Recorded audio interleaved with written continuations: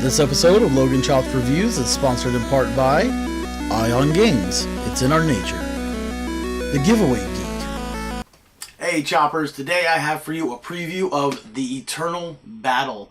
It's a cooperative tactical board game with role-playing elements by Poison Studios. It's coming to Kickstarter at the beginning of November. It reminds us a lot of Dungeons & Dragons and other role-playing games with a little bit of a twist. It's a lot of cards, character sheets, enemies. We're going to go ahead and take a look at it all, show you some of the gameplay, walk you through it, and then we'll get to the review at the end. So it's The Eternal Battle by Poison Game Studios. I know I usually jump right into showing off the pieces of the game and all that kind of stuff, but I edited this video, and there's a part at the end where I throw all the bags full of all the tokens on the thing and show you how much stuff is in there. And whenever I submitted it to the game designer to see if he liked the video, he actually asked me to add a part in where you can actually see all the components for the game in one shot, and then edit it in. So even though the rest of it, you'll see me through all the stuff there, and I'm going to go through the explanations here in a minute. Just want to show you everything that comes with the game here that you're going to get in the Kickstarter. You've got your 4 character sheets. You got your stacks of cards, your bag of loot, wheel of fortune, enemy tactics, iron chest, gold chest. You got your main baddies like sheet right here. You've got your abilities as you upgrade. You got a stack of those. Your 3 double-sided monster cards, and we'll go through those in a little bit. You got your rule book and your 2 campaign guides right here. All these terrain pieces right here. All these tokens that you'll use during the game. And I really don't go too much into all of them, but here they all are laid out. You got your 6 goblin warrior type, not goblin, sorry, Gnoll warrior type tokens here, your 4 long range ones, and your 1 elite that's used as a boss or other things during the game. Stack of starting equipment, you got your initiative tokens for you, and you got initiative tokens for your monster there, and your initiative track with your initiative counter, right, that we keep track of.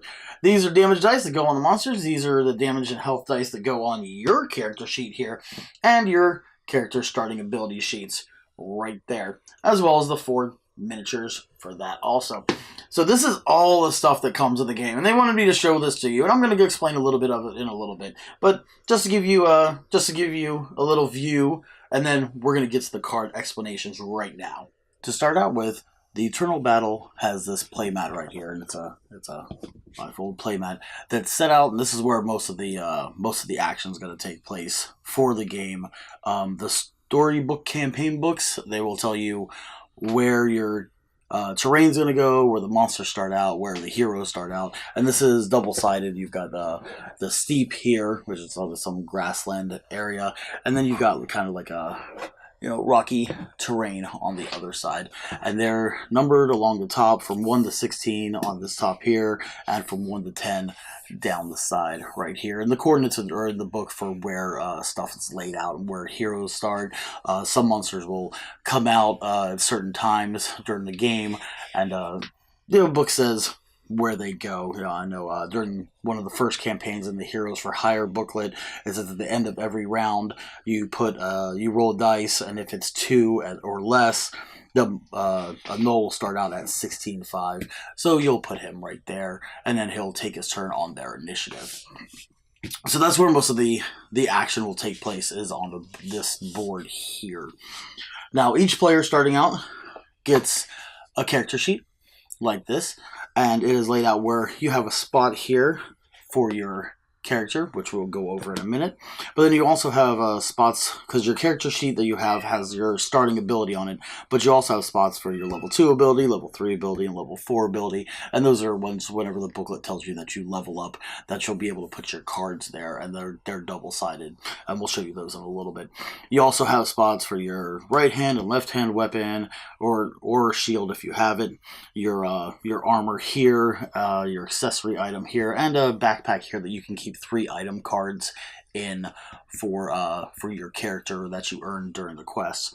You have stat blocks over here, and they have little numbers. There's 6 packs of numbers in here that you can put for your speed, your power, your defense, agility, your accuracy, and keep track of your hit points right there. So to get to the character sheets, get these numbers off of here real quick. The character sheets are laid out with all your stats over here. The top one, the little red gem, is your power. You can see this guy, or I'm sorry, this is your health. You're starting out your toughness. He starts out with 4 health. Starts out with the lightning bolt is your agility, and this is used to determine your initiative. The little boot right there is speed. You can see his speed is 3, and the shield is defense. You see this one says 6+. So whenever an attack is made against you, they'll have to roll 6 or above to be able to hit you. And these numbers right here, you'll put the little numbers over here because some of your equipment will be able to change this.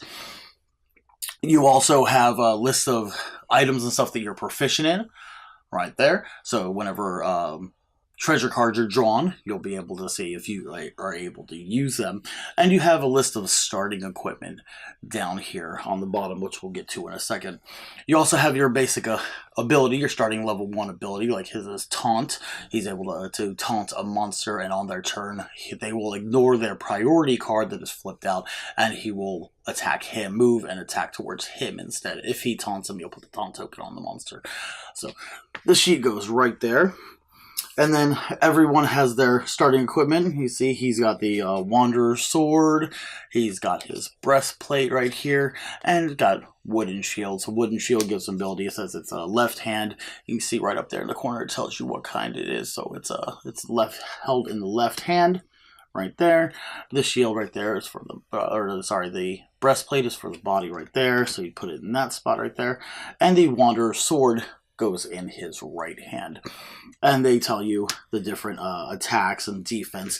You can see the breastplate right here gives him 2 more health, so he will start out with 6 health, and you can represent that on the board right here with the tokens. See, the swords, or all the weapons are laid out where they have the range right here. You can see his range is 1 because it's a melee weapon, so he can only attack somebody that's adjacent to him with or 1 square over. And it's got its damage right there, represented by the cross sword, so it does 1 damage if he hits. And then it's got its crit range, so anything rolled 10 and above will crit and do 1 extra damage. So those are laid out like that, and if you got any accessories or any extra items, you'd have them right there. Each character also comes with a little mini. Here's the mini for the knight right there. That will be represented on the board. We got the numbers that can go over there. And then each hero and also the monsters are represented by an initiative token right here. You can see this is the one for the knight character right there. It's an initiative token. The initiative token is placed on the initiative track that we have. It's got a little wheel over here that you use to keep track of rounds. So you got round 1 right there, and then at the end of round 1 you can spin it to the 2, spin it to the 3. But it's used to keep track of initiative because at the beginning of the game everybody takes stock of their agility. Highest agility goes first. I think the hunter has agility of 2, so their token would go first.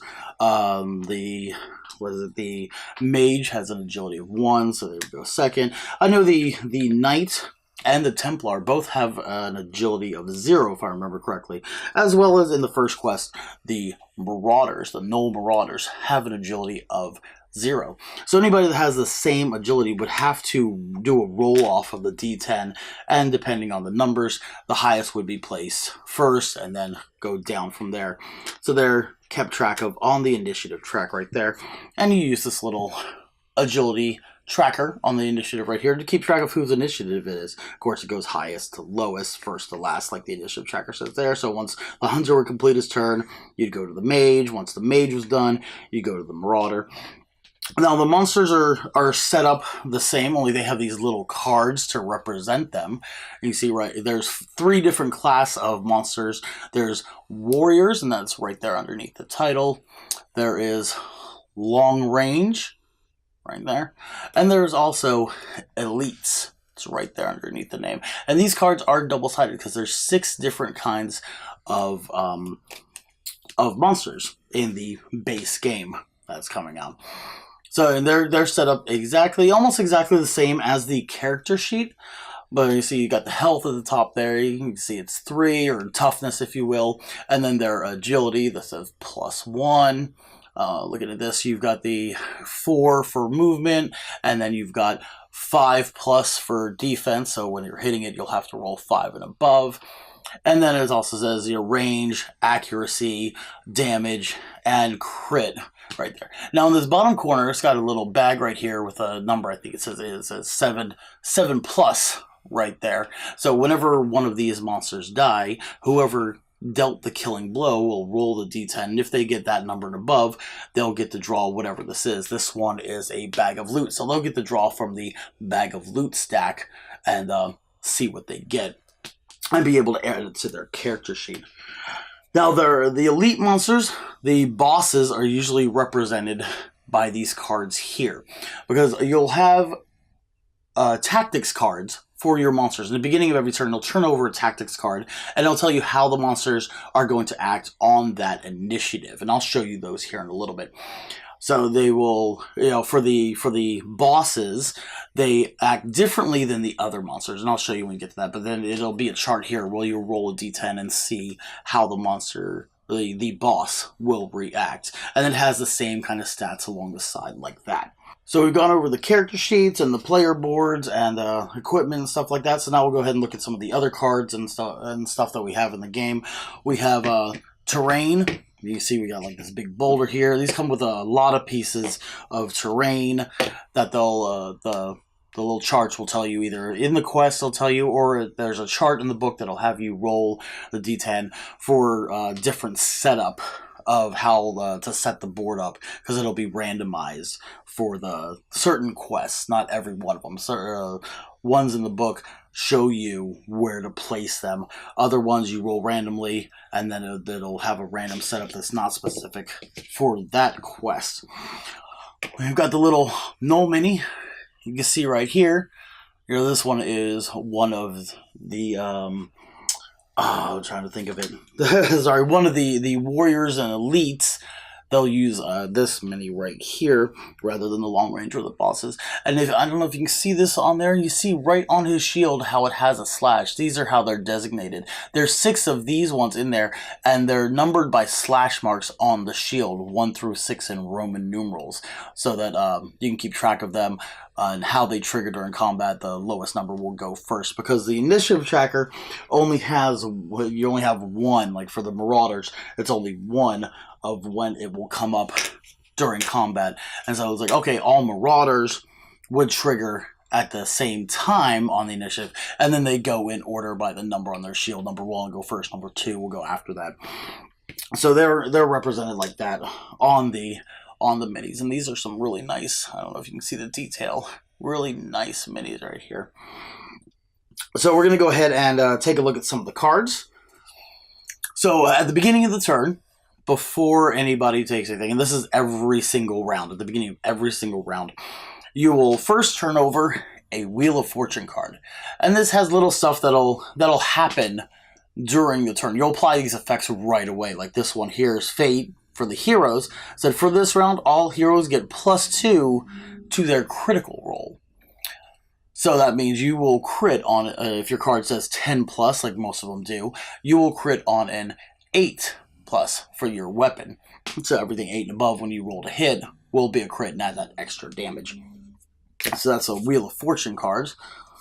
After you flip over the Wheel of Fortune card and apply its effects, you will turn over the Enemy Tactics card, and this will tell you how the enemies will act on their initiative, and you'll be able to plan for the phase of how the heroes want to act on their turn. You see this one is called Valor Above Smart. It's got the title right there. It's going to tell you that warriors and elites, their priority is the hero with the highest hit points. So, basically the healthiest hero on the board. So they're going to go towards that one first. And then the long range, their priority is the hero with the highest power. Now, power really doesn't come into play in the game too much, except for the priority cards, but I have been told by people at the company that there is plans for like stretch goals that have to do with power, or expansions. Power is going to come into play a little bit more after that, but for the base game, it doesn't really come into play too much. And also, I spoke wrong in the other part. The bosses, you don't roll a d10 on their chart. Let's pull the boss card back out here. You remember it's got the the abilities right here. You don't roll a d10. The priority tells you, like this boss right here says, consult with 0.7 on the boss's sheet. And that's how the boss is going to act on his initiative. You can see if this was the boss right here, Noel, the pack leader. Number 7 is a melee attack. Priority is closest hero. And you're going to go make an attack. Now, whenever a monster on the tactic, whenever it has the priority, that means that if they can move, and then they're going to look first. They're not actually going to move. They're going to look first and see that if they do move, and then their priority is within range of attack, they're going to do that. If not, they are going to attack the hero closest to them that is next in priority. That can. So this one says the hero with the highest health. Be looking if, let's say, the Null was over here on the board, and my hero over here with the highest health, he's all the way over here. The Null moves forward during its turn, the Marauder. Say if it would go 1, 2, 3, 4, but its range of attack is only 1 because it's a melee, he would not be able to reach him and attack. But let's say there's a character right over here, so then he would go and move to the closest hero and attack right there. So that's how the tactics cards work, and the enemy tactics. And then after that, the player in initiative order will get to go. Now, there's other cards to the game. Like I said, whenever you kill off a monster, you get to roll. And if you kill that monster, depending on what it has on its card, like that Marauder had a bag of loot, there's the bag of loot token. It will drop this on the ground in the square that it was in. And the hero can spend an action, too, if they're either adjacent to it or on it, to pick up that bag of loot. And if they do, they will draw one of these bag of loot cards.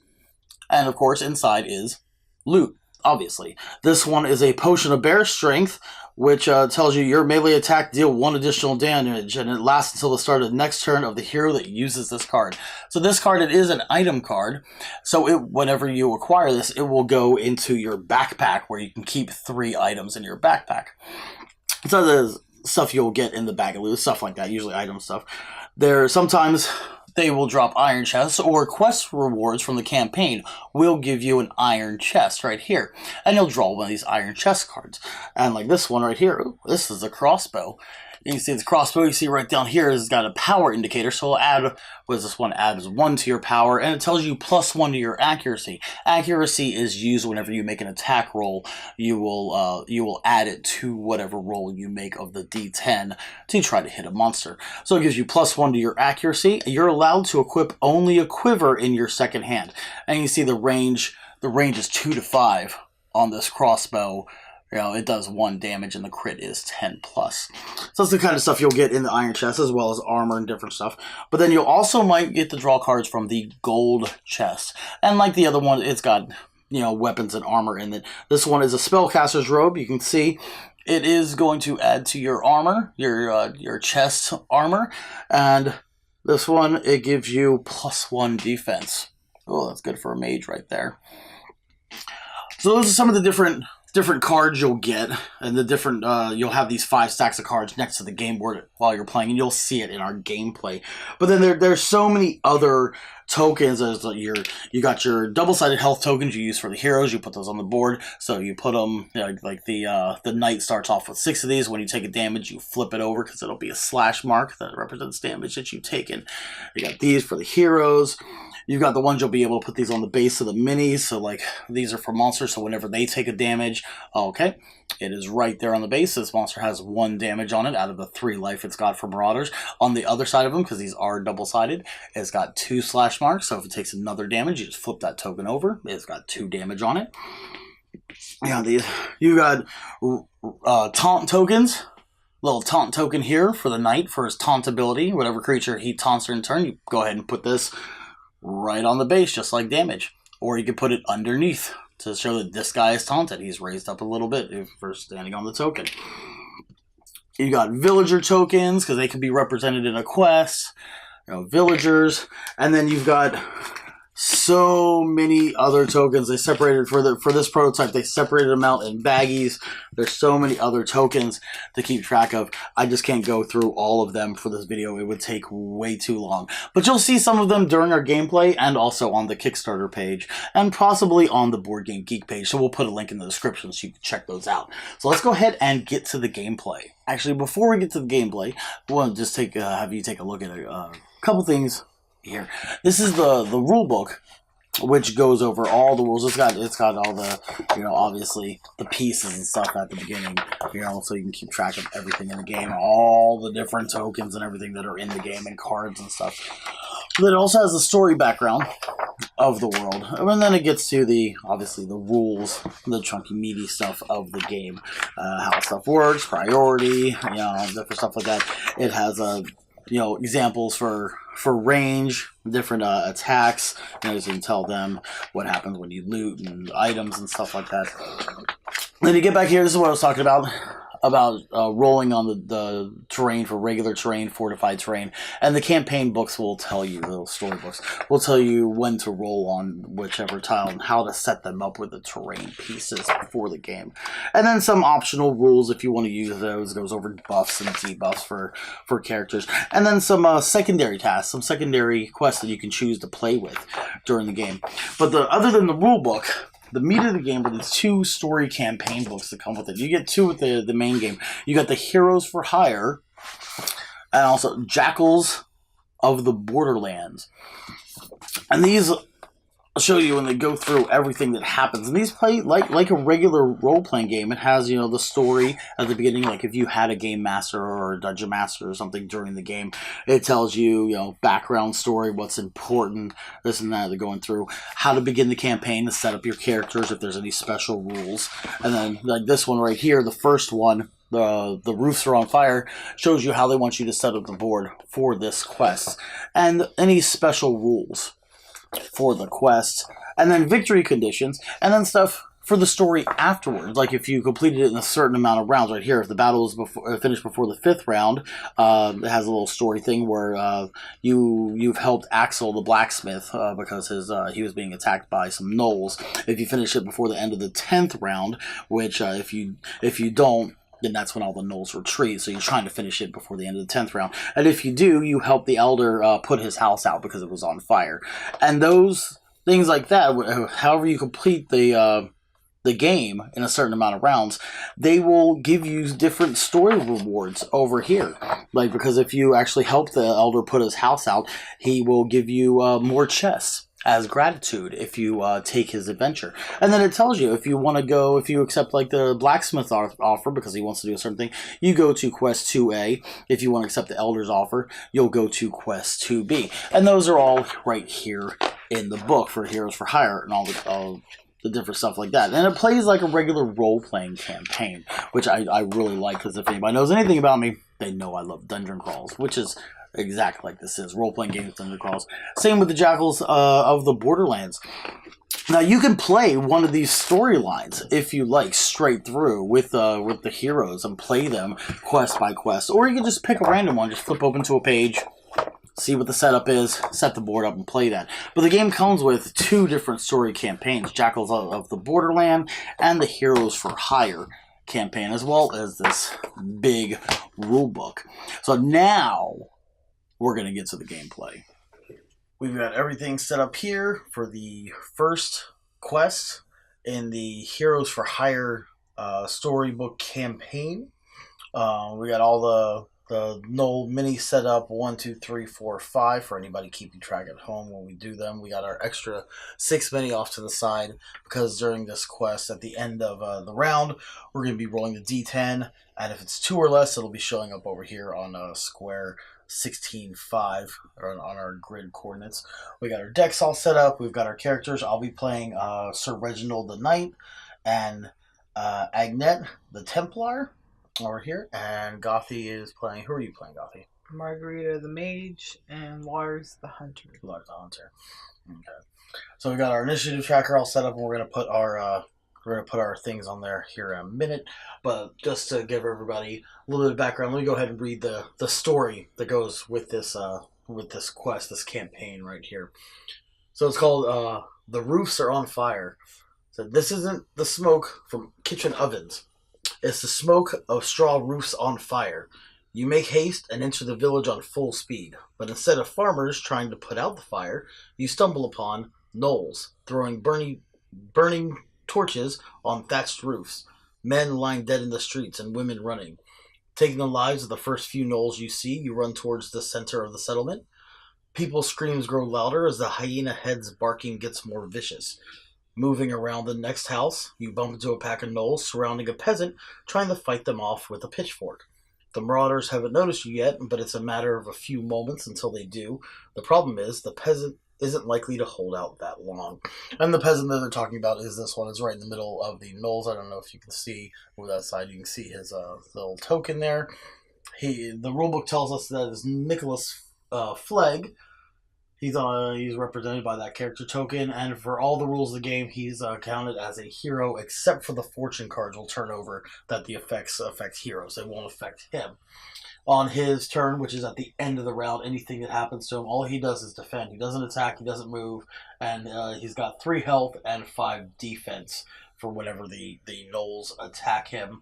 And as soon as he gets that 3rd wound, he's going to die, and we remove his token from the battlefield if we can't get those gnolls off of him first.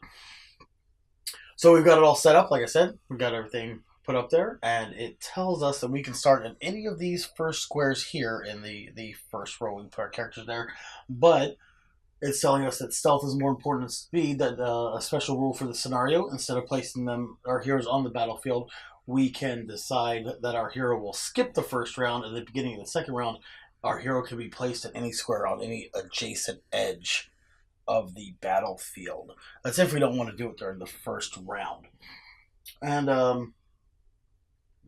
that is basically all. So our goal for this is to end a turn with no enemies on the battlefield, and we'll win.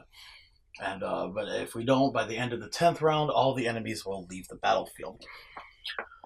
So that's our setup for our first campaign scenario here.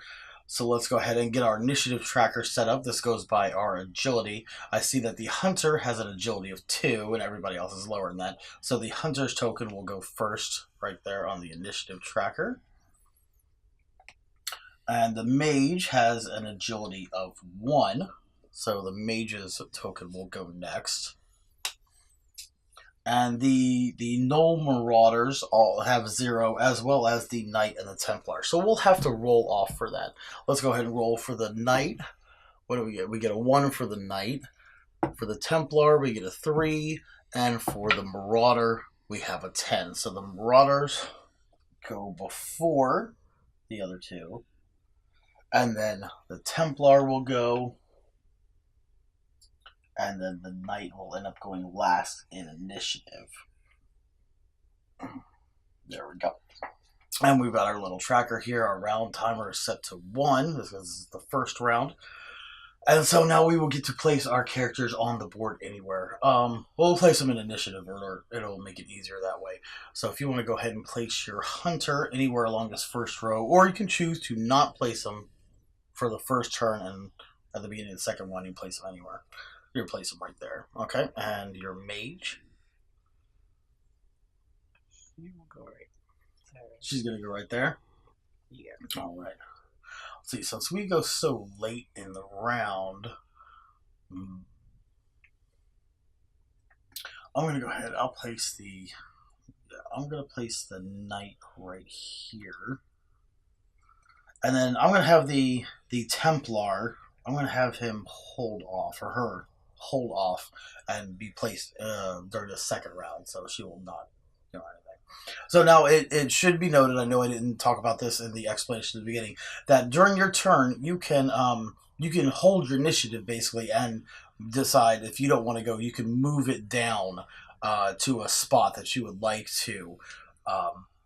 Anywhere on the initiative tracker. Like if the hunter, he didn't want to go at first, he can move his tracker down to anywhere in between any of the tokens that are on there and take the turn later on.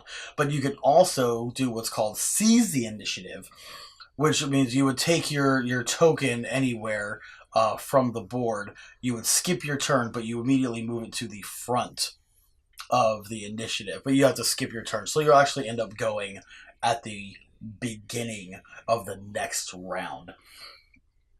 Let's see, is there anything else I'm forgetting? No, I think we are ready to go. Templar is going to hold out for the first round.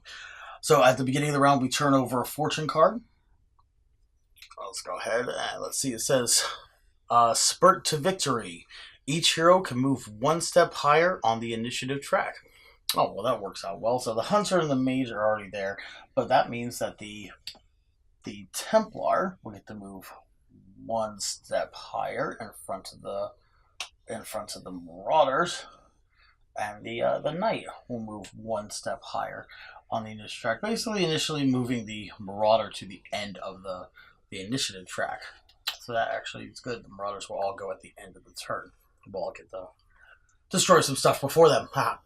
So let's go ahead and see what the enemy tactics are for this turn. Now, the Marauders are warriors, so we'll go ahead and look at that top one there. It's this Thirst for Glory. So the warriors, the priority is the hero with the highest power rating, which Sir Reginald has a power rating of 2, while the Templar has a power rating of 1, and the Mage and the Hunter have power ratings of 0. So they will try to come after the Knight first. All right, so let's go ahead and start out. Top of the initiative is the Ranger. So what is your Ranger going to do? My Hunter. No, Hunter. I'm sorry, Hunter, not Ranger. Hunter. Too many other role playing games we play. It's a Hunter, not a Ranger. So I'm in a good position to just target that one. Yeah, because you're using the Hunter's bow, right? Yeah. And the range is 2 to 5 squares, so it is 1, 2, 3, 4 squares away. So it has a defense of 5, so you need to get a 5 and above. Whoa. That was dumb. That is a 9. Oh, okay. So you hit it, and it takes 1 damage. Okay. And on your turn, you get a movement, an attack, and then a bonus action, or movement and action and bonus action. Your action can be to attack, or if you don't want to attack, you can do another move. You basically do a double move. But you can't interrupt your movement to do anything else. You got to complete your movement and then take your action, or complete your or do your full action and then move. And then also a bonus action, which is what a lot of our abilities are, but they're used as bonus actions. So what's your character's bonus action? You can make another move. Oh, okay. You can, dash, make another move. But you didn't get your move. You took your action, you attacked, and now you get your movement if you would like it. I'm only gonna move 2. You're gonna move 2. All right. So okay. Okay, he's done. No bonus action to dash. Okay. So next on the initiative tracker, go ahead and move this down, is the Mage. She's going to double move. Okay. 1, 2, 3. 1, 2, 3. Yeah, and there's no diagonal movement in this game, and also attacking is for adjacent squares that are in front in a line, so there's no diagonal attacking either. So even though she's set up there, she is adjacent to that knoll, she will not get to attack. But she used her action to move again, to get within combat range. But for her bonus action, she's going to target this knoll to do a minor curse, which is chosen enemy gets -1 to their defense until the start of her next turn. Yeah, I don't have the tokens for that, but we'll just remember that number 1 right here as a defense, it is be able to hit on a 4 and above rather than a 5 and above. All right, so we'll go ahead and move down. Next, it would be the Templars, but I decided to not have the Templar go in there so I can place her during the second round, at the beginning of the second round, before anything's done. So we'll go on to the Knight. The Knight will go over here, and we're going to go ahead and move first. Since he's a melee, I got to get within melee range of somebody. 1, 2, 3, and I'm still not in melee range. And even if I move again, I'm not going to be able to hit anybody. But let's go ahead and go 1, 2. I'm going to take my action to move again. And I'm going to go ahead and take my bonus action to taunt this guy. So I put a taunt token on him, and on his turn, he will ignore that tactics card and select me as his enemy, which he's going to do anyway, but because I've got the highest power. But this is just to make sure nothing else happens. All right, that's the Knight's turn. So now we will go down to the Marauders. All right, so the Marauders have a speed of 4, and we're going to go ahead and go in order. So 1, 2, 3, then 4 and 5. So for checking with your priority on there, they're going to go towards the one with the highest power. So we're going to check first with movement and range of attack. So he can go 1, 2, 3, 4. And he can get within, and then I'm within his range of attack, which is 1. So he's going to come after me that way. 1, 2, 3, 4. Right there. And he will try to make an attack. He needs a 6 and above to hit me. He got a 3, so his attack misses. So number 2 right here is also going to try to come towards me, but I don't think there is a way for him to get get all the way to me. He's being blocked by a boulder right here, and you cannot move through, not move through or stop on figurines that are already on the board. So yeah, 1, 2, 3, 1, 2, 3, 4. He'd have to try to go around. So since he can't get to me, he is going to go for the closest hero that he can, which unfortunately is Nicholas there. And we will see. Nicholas has a defense of 5. Let's see if he will hit Nicholas. Oh, he got a 4. He did not hit Nicholas. Same thing with number 3 over here. There's no way anybody can move and get within range of me. So he's going to go ahead and make a standard attack on him. See if he hits Nicholas. Nope, he rolled a 3 also. And then this gentleman over here, he could try to get towards me, but he is not going to be able to get towards me or anybody else for that matter to do an attack. And they always try to attack. They always have to attack if they can. 1, 2, 3, 4. No, there's no way he can even get over to Nicholas that way. So his priority is me. So he's going to come towards me. So he goes, 1, 2, 3, 4. So he can come around behind me that way. All right, so that is the end of the initiative. We get to roll the d10 and see if we get 2 or less if an extra null shows up. Oh, no, it's a 4, so an extra null does not show up. And then it will go to the beginning of the initiative round. Here we go. But before that, I get to place my Templar anywhere I want on the board. Let's see. We got these guys tag teaming Nicholas. I want to actually save him, so I am going to place him, or her. I'm going to place her there on 9-1, so she can come in and try to get that guy right there on my initiative. We'll turn over a new fortune card. Let's see. Will of Fate. It says, for this round, all heroes get +2 to their crit roll. So now I think all of our weapons are a 10+, correct? For critting. So now we will crit on an 8 and above for this round. Let's go ahead and see what our enemy tactics are for this round.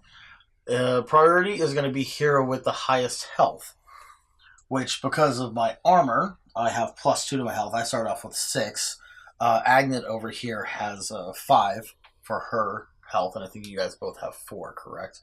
Yeah, so they're going to try to come towards the knight this time. Wait a minute, did I attack? I didn't attack with this guy, did I? No. Oh, I forgot an attack because he's taunted. I forgot he's going to try to attack me. Hold on. We'll go rewind a little bit just to his attack. Oh, he actually got an 8. He actually dealt me a damage. Ooh, boom. Okay, I did take a damage. Okay, sorry about that, everybody. And he is no longer taunted since his turn is over. I'll put those taunt text tokens back there. So now we will come back. We will set our round timer to 2. All right. And it is the hunter's turn again. I'm just going to shoot that guy again. Okay. So you need a... What do you need, a 4? Oh, you rolled a 2. Okay. Sorry, you did not. And then you got your movement and a possible bonus action.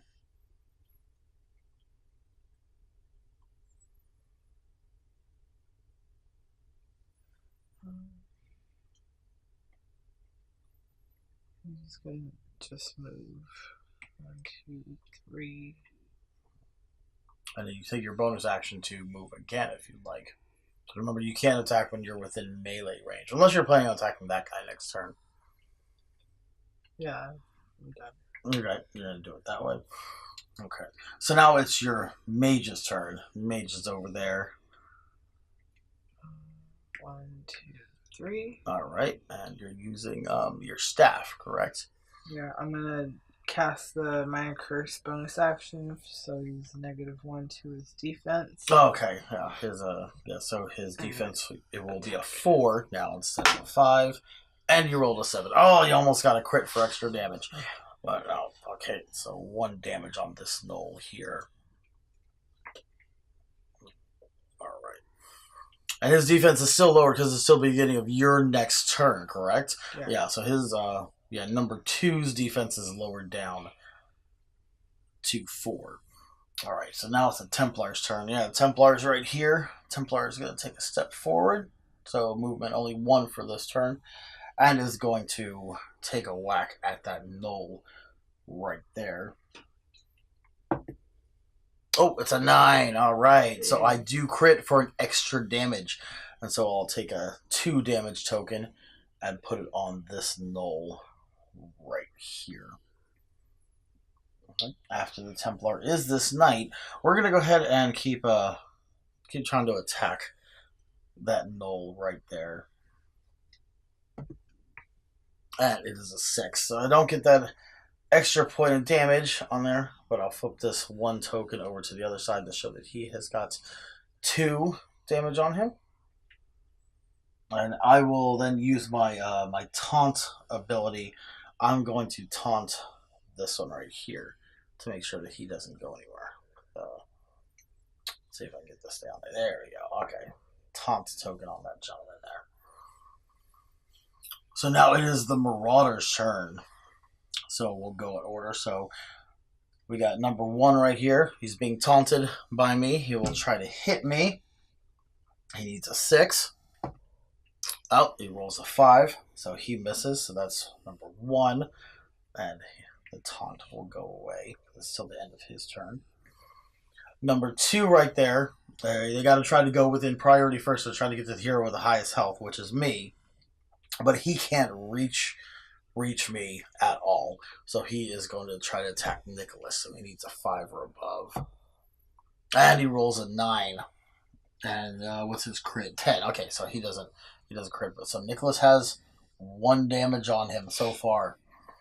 Number 3 right here can't reach me either. So he's going to try to hit Nicholas. And it's a 6. He does hit Nicholas. So Nicholas has 2 damage on him. Oh, come on. Try to flip that token over. There we go. 2 damage on Nicholas. Number 4 right here. It's facing off against my knight. Oh, it's a 6, which is a hit on me. I'm down to 4 health now. And then number 5 over here is going to try to reach me with gonna take a double move. Yeah. 1, 2, 3, 4, and then 1, 2. So now I am surrounded. And that's everybody this time, right? Mm-hmm. Yes, all right. So we're at the end of the initiative. We roll the d10. See if we get 2 or less for another knoll to come in. Oh, it's a 1. We do have another knoll come in. And they're going to come in right here on 16-5. Awesome. More baddies. Woo! Okay, so top of the initiative. We're at round 3 now. Oh, we need to start taking out some of these guys. We'll get a new fortune card. We'll play this round. 1 more round. See if we can kill off some guys this round. So our fortune, the fate is on our side. Equipment that only works once or twice per battle replenishes all of its uses. Yeah, because some of your equipment only has a once per battle ability. Like my wooden shield, once per battle, before my hit roll is made, I can force an opponent who attacks me to roll an additional d10 hit roll and choose the lowest. So we haven't used any of our equipment's abilities once per, so they would replenish if we had. So let's go ahead and look at the enemy tactics right now. So now the priority for warriors is called splitting the party. Priority is the hero with the lowest health is that they're going to go towards. So, yeah. So, actually, Nicholas is the hero with the lowest health. He's only got 1 health left, so they're going to try to go towards him. So, yeah, we need to take some of these guys out. All right, so Hunter. Can I shoot through? You can shoot through. You just can't move through. So that guy has got 1 damage on him already. Weird. So it's a 4, which just misses by 1. Yeah, because this gentleman over here... Oh, wait, no.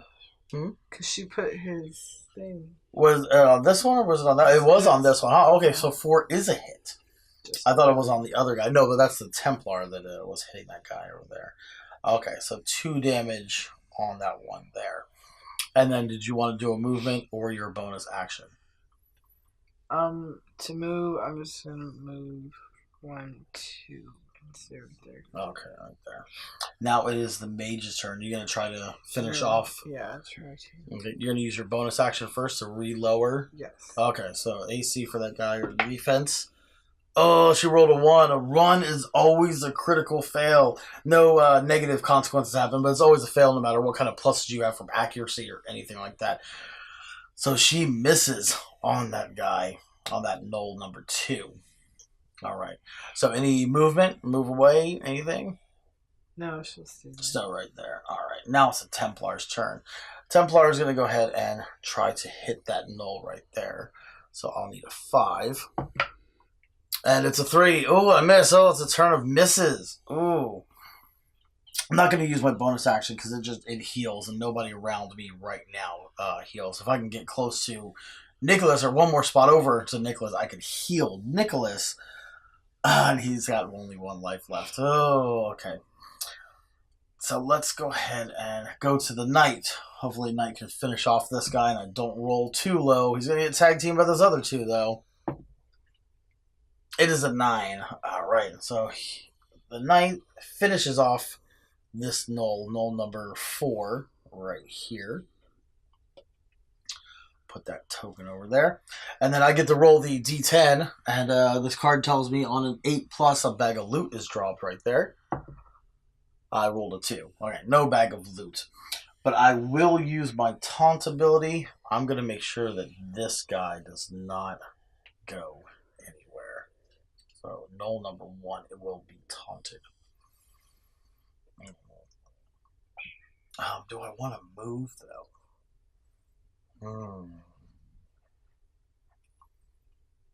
I think I'm going to try to keep these guys over here. All right, so now it's going to be the Marauders' turn. Number 1, since he's taunted on me, he will try to hit me. He needs a 6. Oh, that's a 2. So number 1 misses. Number 2, they have to go towards the person with the lowest health. So he's going to try to go towards Nick. Well, is it the low? Hold on. It's the hero with the lowest. Yeah, it's the lowest health, which is or toughness HP health, which is Nick. So let's see. Roll a 4, so he misses. Number 3 right here is going to also try to hit Nick. And that is a 4 also. So neither one of them did. And now this knoll over here is already on the battlefield. He has to try. Can he get over there? 1, 2, 3, 4. No, he can't. He can't go this way. 1, 2, 3, 4. And he can't go through anybody. So he will try to hit me. Since he can't reach his priority, he will try to hit me. And that is a 6, which is a hit. I take 1 more damage. I am now at 3 health. And finally, the knoll that's over here on the end of the board will try to come in. Let's see. 1, 2, 3, 4. And then it'll make a double move. 1, 2, 3, and 4. Trying to go towards its priority.